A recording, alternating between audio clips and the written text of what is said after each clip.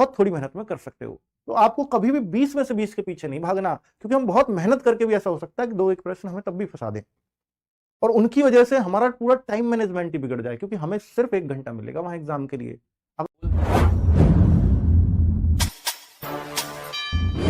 देखिए, अगर SSC GD में नौकरी लेना है तो मैथ सब्जेक्ट को आप इग्नोर नहीं कर सकते, क्योंकि ये मार्क्स दिलाने वाला सब्जेक्ट है। जीएस का कभी भरोसा नहीं है। कोई भी विश्वास से नहीं कह सकता, ना कोई टीचर कह सकता है, ना कोई बच्चा कह सकता है कि मैं 20 में से 15 करके आ जाऊंगा। लेकिन मैथ्स ऐसा सब्जेक्ट है जिसका अच्छा होता है वो 20 में से 20 करके आता है, और जो नहीं जानता, जो मैथ्स से बचता है, वो 20 में से डबल जीरो भी करके आता है।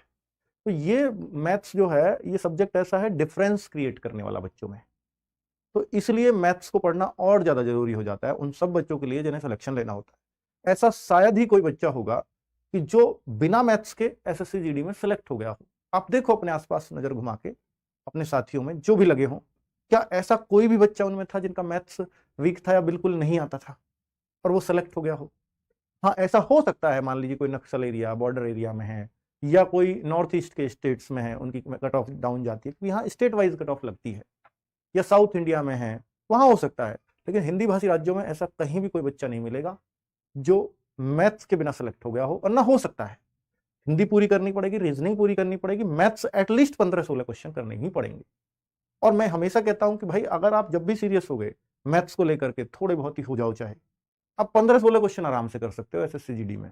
20 में से 20 करने के लिए बहुत मेहनत चाहिए, मान लिया मैंने, लेकिन 15-16 करना बहुत बड़ी बात नहीं है एसएससी जीडी के अंदर, ठीक है? क्योंकि 3-4 प्रश्न जरूर ऐसे मिलेंगे जो अच्छी पढ़ाई जिसने कर रखी होगी वही उन्हें कर पाएगा, लेकिन 15-16 प्रश्न ऐसे होंगे जिन्हें आप बहुत थोड़ी मेहनत में कर सकते हो। तो आपको कभी भी 20 में से 20 के पीछे नहीं भागना, क्योंकि हम बहुत मेहनत करके भी ऐसा हो सकता है कि 2-1 प्रश्न हमें तब भी फंसा दें और उनकी वजह से हमारा पूरा टाइम मैनेजमेंट ही बिगड़ जाए, क्योंकि हमें सिर्फ 1 घंटा मिलेगा वहां एग्जाम के लिए। अगर कहीं भी आप डिसबैलेंस हुए ना तो टाइम में, तो आपका समय कम पढ़ना ही पढ़ना है पेपर में। इसलिए आपको अगर कोई प्रश्न मैथ्स में परेशान करे तो आप उसको कभी टाइम मत देना।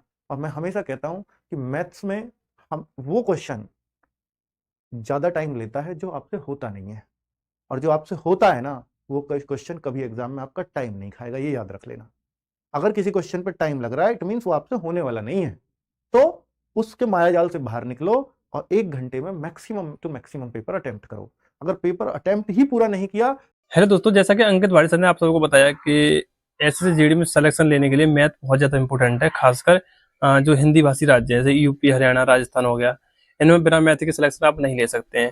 हाँ, हो सकता है आप जो नक्सल एरिया है जैसे असम हो गया, आपका उड़ीसा, पश्चिम बंगाल, इन राज्यों में हो सकता है आप मैथ में एक 10-15 क्वेश्चन करने के बाद भी सिलेक्शन ले जाओ, फिर भी आपके हिंदी और रीजनिंग में आपका अच्छे से हो पाएगा। तो मैथ को आप बहुत ज़्यादा सीरियस लीजिए और अच्छे से पढ़िए उसे। मैथ को ज़्यादा समय दीजिए। मैथ में आपका बेस्ट स्कोर होना चाहिए, तभी आप एसएससी जीडी में सिलेक्शन ले सकते हैं। तो मैथ के लिए आप जिनका ज़्यादा मैथ वीक है तो आप सूर्य बैच से पढ़ लीजिए, अगर आपने कोई बैच नहीं लिया है तो, और फिर बैच लिया रखा है तो उसकी अच्छे से प्रैक्टिस कीजिए और उसमें अच्छे से कॉन्सेप्ट को अपना क्लियर कीजिएगा, ठीक है।